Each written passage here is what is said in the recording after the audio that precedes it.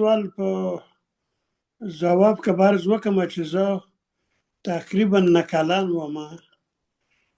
داسې اوازه شوه د موږ په کلي کې چې صدر اعظم د ګردیز نه خوست ته ځي، د موږ د درې نه تېرېږي. زه ځدراڼ یم اصل په قوم.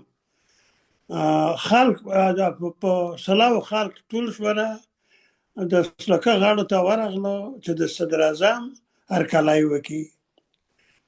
زه هم هغه 9 کلن هلک وم، کوچنی وم، لاړم د خلکو سره یو ځای ته ورسېدم. په یو ځای کې اول میاشت نه اول کال د دوره د اول د صدارت داود خان وه چې د پکتیا ته سفر وکړو.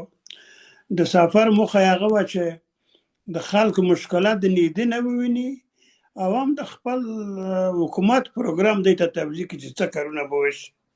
په دغه ځای کې زموږ د خلکو نه یې 3 غوښتنې وکړې. اول چې تاسو داسې کار به کوئ چې مکتب ته به اجازه ورکوئ تاسو ځای کې مکتب جوړ شي. دوم به دا کار کوئ چې چون په افغانستان کې تاسو هم افغانان یې، په تاریخ کې نوم هم لرئ، دغه دوره د مکلفیت هم تاسو قبوله کړئ. دا کوي په هغه وخت کې دی نه کړه. او دریم دغه وسله چې ګرځوئ دغه په وجه باندې چې پیدا ولري نقص درته کړي. په دغه ځای کې د خلکو چې موږ به کینو تا ته به نتیجه بیا وایو چې موږ څه وایو. نو زه د خلکو که ورننوتم دغه د ده یاوران بول د عسکري درېشۍ یې کړې وې، ما د درېشۍ خوښه شوه. داود خان په یوه کاټ کې ناست و، موږ ځکه وخت چوکۍ نه وې، یاوران یې شاته ولاړ وو. نو ما فکر کړ چې دا مهم کس چې صدر اعظم ورته وایي امکان لري د درېشۍ ولکه به یو په دغه کې وي. د نه به پوښتنه وکړه ما صدر اعظم کوم یو دی؟ زه یم. حیران پاتې شوم، دی په ملکي دریشي کې کاټ کې ناست و.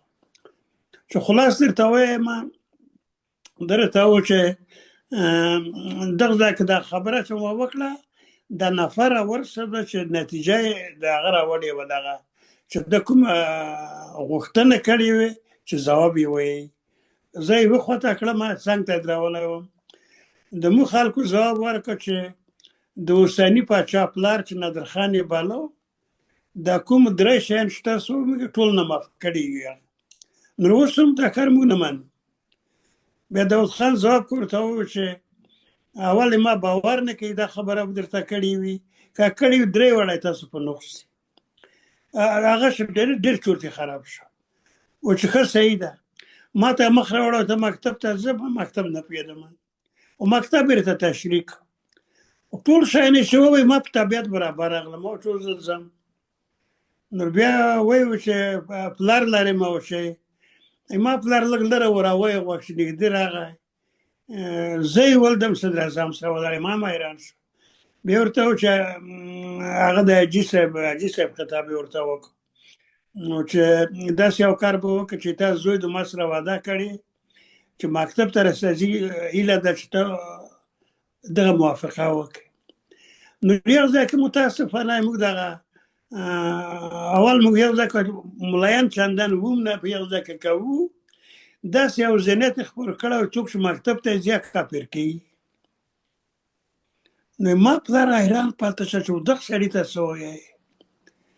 یو څه مکتب خو موږ نه غواړو چې نه. ما خواهش وکړ و چې ښه داسې چل دی چې ته که هوښیار نه وای صدر اعظم که دې به نه، زه 15 زامن لرم، د یو به داسې وبلم لکه چې مړ شي. یعنې د ما پلار په حقیقت کې د صدر اعظم سره ده ښه ورسه کړه چې زه یې مکتب ته ورکولم. ډېر خوشحاله شو.